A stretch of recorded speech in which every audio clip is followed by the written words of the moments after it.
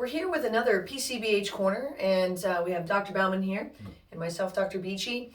Did we just film an entire PCBH Corner, but realize that our audio was super off? Yes, we did. You know, the other thing I was thinking about was this is, I think, the first PCBH Corner that we're shooting in the newly designed office space. So it's a new setting as well for this PCBH Corner. But yes, we did just lose what I thought was a really good PCBH Corner. But I think that what we're going to do is we're going to stay in the moment.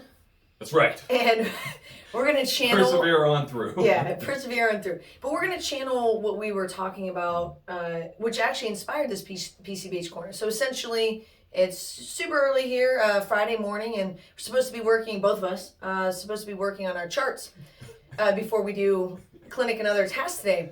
And instead, we took a moment and we were reflecting upon some of the wins, the impromptu, just kind of the wins that we had been experiencing clinically. And we were both saying how much that we felt that the clinical work was the lifeblood for everything that we do, from training to administration. And then we're like, we should capture this moment on a PCBH Corner. And we were talking about this in a way, and the corner that was lost brought up the idea of when we went to CFHA in 2013. It was in Denver. It was the first ever CFHA, and we went to the early career professional talk. And I think they do that almost every one and stuff. So if you're an early career professional, if you're going to be in Boise, definitely make sure they have one of those talks to go to, because it was really powerful. And I still remember it was like Tina Runyon, Jody, Patty, as you were saying, was there. They all said one thing: no matter what you do in your career, stay clinical. And I remember thinking, like, yeah, okay. Like, that's the profound... Right, that's a profound insight. Yeah. You know? And it's amazing, right? Because when we start to think about what we talk about a lot, and almost when we think about people's pinnacles of their career, it's usually around like being a director, being a consultant, all these different things. More and more that we do this work, and as we were talking about this morning, like, the lifeblood. Yeah. It's clinical. And I know that you and Mike Bruner talked on your PCBH Corner about finding that balance between administrative work and clinical work, and how do you do that, and how difficult it is to straddle both worlds. And I couldn't agree more. And it feels like when you're in the admin role, it feels like when you have to go in the have to go in the clinic. It's like, oh my gosh, I have so many things I got to do. But then when you're actually in clinic, and I have a rule for myself that as much as humanly possible, I'm not perfect. When I'm in clinic, I try to do just clinic. So I try not to do administrative work while I'm in clinic. And I'd say I'm able to execute that about 90% of the time. And the reason being is that lifeblood is found in the clinical work. It's why we do anything. It's why we have a training program. It's why we are growing our team and onboarding new BHCs. Check it out. We are hiring more BHCs. It's why we are advocating within our organization, and then at more of that macro and systemic level at the state or local, state, national level, for why this is so important. You know, it's why. No doubt.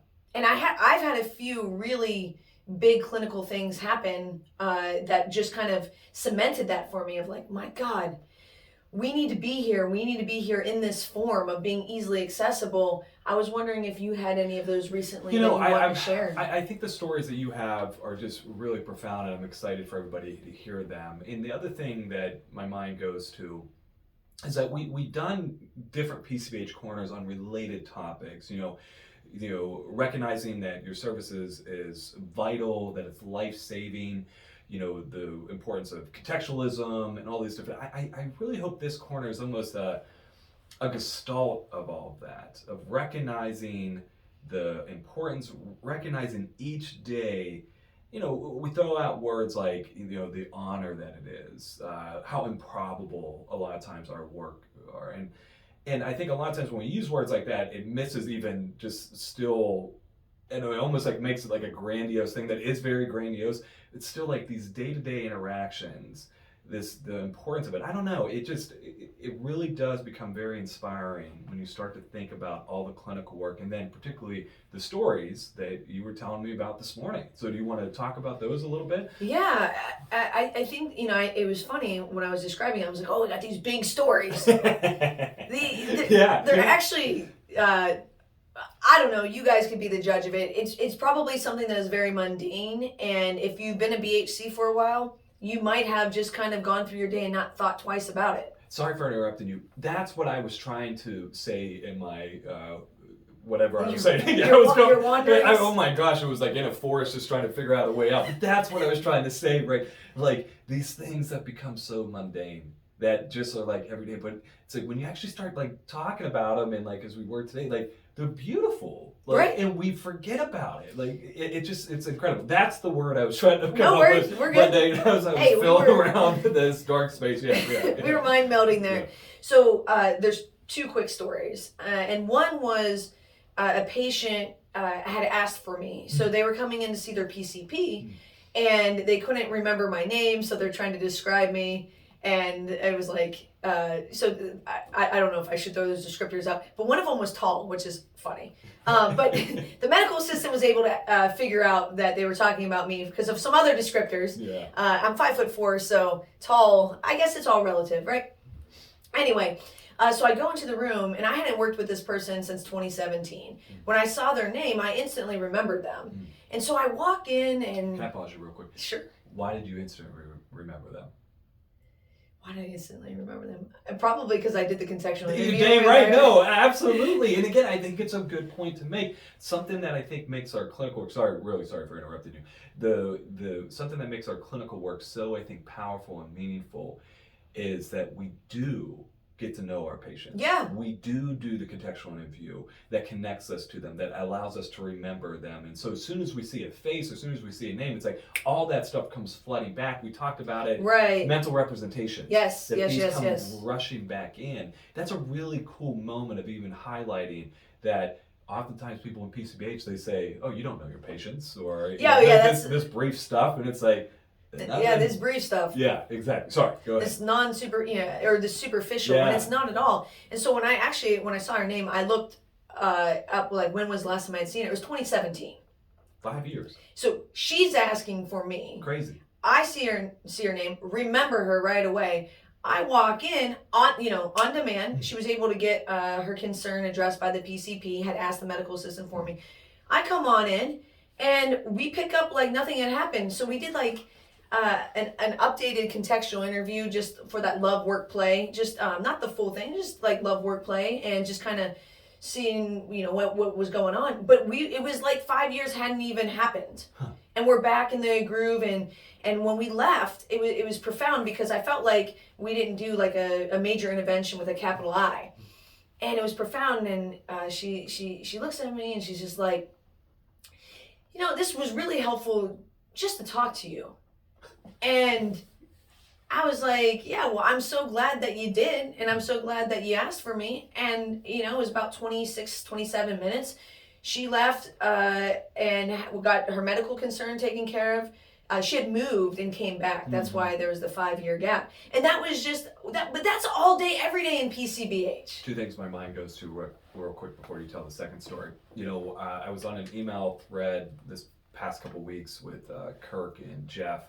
And Kirk, being Kirk, always says these really profound things. And the thing that he put out there for Jeff and I to consider, and the more and more I thought about it, I was like, oh my gosh, it's probably really true, is this idea that, the variance of what causes PCBH to work, how much is that attributed to us just being able to meet the patient in the moment that they're there? And accessibility. Accessibility, like literally, like just if we could just be there 5 minutes after they requested us coming into the room, doing a visit, that in of itself might account for a lot because they're asking for it. And I had a patient just yesterday, same thing. I hadn't seen her for 4 years. 4 years. She was going through some difficult things. Her mom actually called in to see if she can get an appointment. Similar situation. She moved away and her family still lives there, so she was back visiting with them just because things are difficult.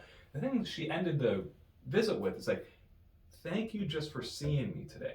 thank you for getting me in today.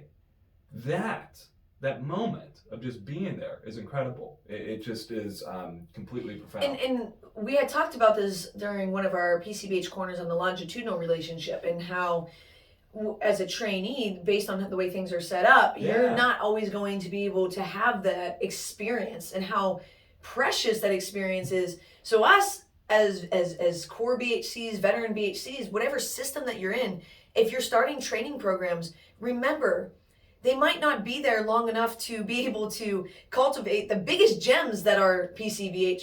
So you as a team, you need to bring those stories. You need to bring those wins and these scenarios to your trainees so they can kind of start seeing them. You know, and the other thing, real quick, that my mind goes to is that also the thing that drives us nuts a lot of times, like PCBH is only like 3 to 6 visits with someone. It's like, get that out of your vocabulary in so many different ways, because we want that longitude. Last thing before passing it back over to you for the other story. I think we need to do another PCBH corner on how to do an intervention without doing an intervention. Yeah. How to do an intervention without it being overt, that it's subtle. That I was talking to the new interns during orientation about this. That's something that we're going to try to have them learn about, is how do you promote the concepts of act? How do you promote the concepts of fact without ever talking about them, without ever like doing an overt intervention, but just your being. Your being. And you mentioned about, after the visit, kind of thinking, maybe it was like, 20 some minutes, and it's not like we did this most profound thing. Yeah, but she didn't leave with like a packet of homework. Like this really big act metaphor that, experiential exercise. I guarantee though, if we were to look at that visit, your being and your interaction with her, it was an intervention. That in and of itself was an intervention. Sorry, what was the second? Yeah, what was the second? The other one that came to mind was, I had been working with this person 3 years ago, and then some things had happened, and it brought this person back in, and this is the second visit now of this episode of care. So we're just talking, going over stuff, and all of a sudden, she drops an intervention to me about the what if monster, which is kind of from the ACT literature. She's like, so like, the what if monster, and when that shows up, blah, blah, blah, blah, and we go, we're going on. And I'm like, I was trying to remember if I had said it last visit, like talked about the what if monster. And I'm like, I don't think I did. I don't remember that happening. So I just stopped her and asked her and said, hey, is that something that we talked about in 2019 when we worked together the first time? And she's like, oh, yeah. And, I something I tell myself all the time, and blah, blah, blah. So she's going, she just like drops this thing. And in 2019, we had only had a few visits as well.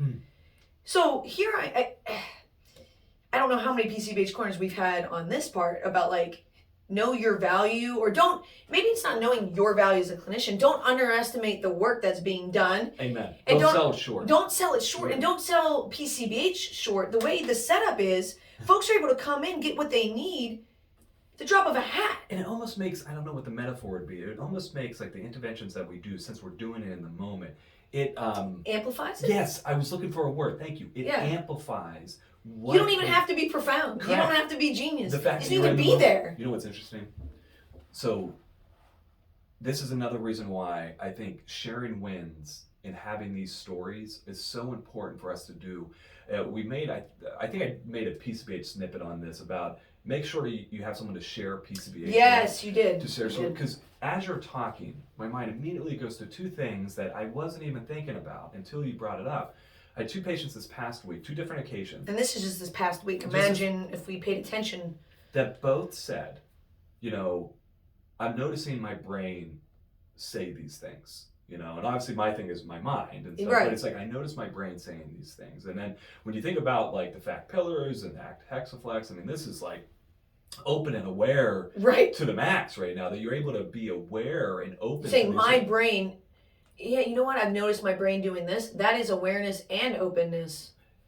You know what the patient said yesterday after she said that? She said, I noticed my brain doing this, and she goes, it just isn't helpful right now. And again, like this moment of like almost being like, what the hell are we talking about? And this is someone, again, this is a patient I hadn't seen for like 4 years, that she literally said, my brain is saying it's not being helpful right now.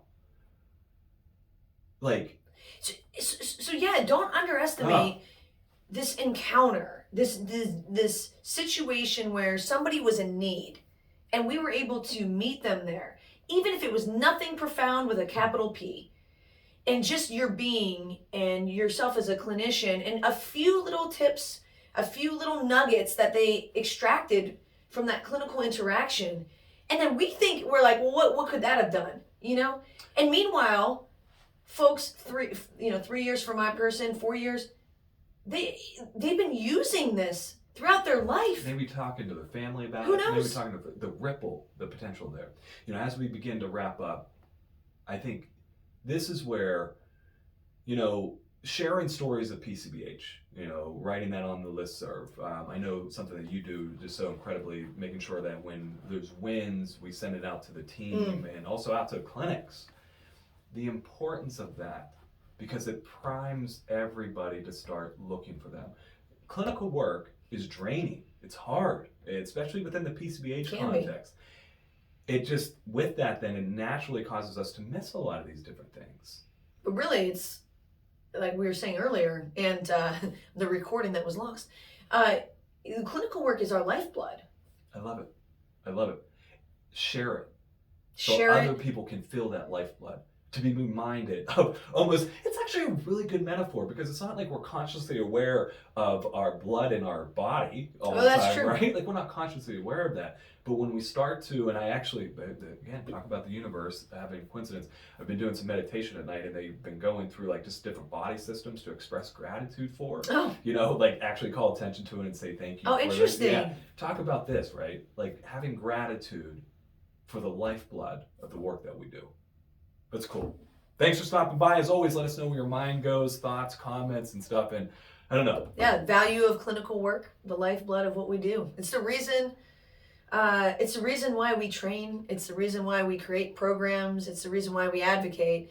Is to help people. And I would say this one I feel like is a lot better than the first one. So maybe there's some gratitude that we missed the first one. I tell you what, if it's not recorded, that's going to be a bummer. But thanks for stopping by.